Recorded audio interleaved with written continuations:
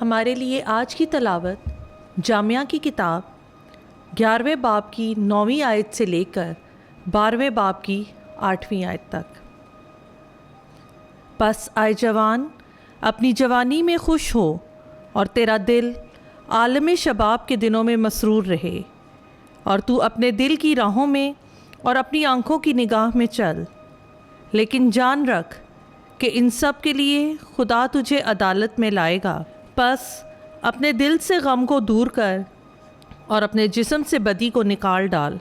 کیونکہ لڑکپن اور نوجوانی دونوں باطل ہیں۔ اپنی جوانی کے دنوں میں اپنے خالق کو یاد کر، پیشتر اس سے کہ برے ایام آ جائیں اور وہ برس نزدیک پہنچیں جن میں تو کہے گا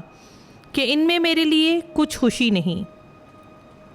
پیشتر اس سے کہ سورج اور روشنی اور چاند اور ستارگان تاریک ہو جائیں اور بارش کے بعد بادل واپس چلے جائیں، جس دن کہ گھر کے محافظ تھر تھرانے لگیں گے اور دلیر مرد کبڑے ہو جائیں گے،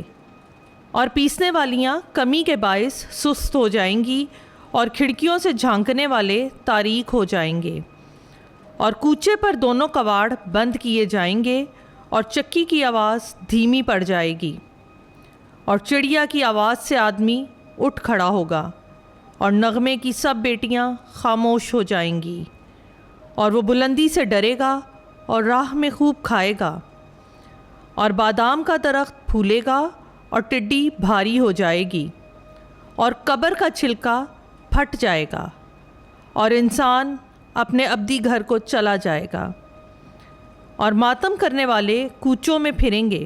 پیشتر اس کے کہ چاندی کی رسی کھولی جائے اور سونے کی کٹوری توڑی جائے، اور گھڑ یا چشمے پر پھوڑی جائے، اور حوض کا چرخ ٹوٹ جائے،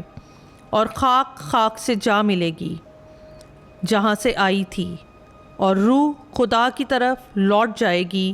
جس نے اسے بخشا تھا۔ باطل ہی باطل، یہ جامعہ کا کہنا ہے، سب کچھ باطل ہے۔ پاک کلام کا پڑھا اور سنا جانا ہم سب کے لیے باعث برکت ہو۔ خداوند کا شکر ہو۔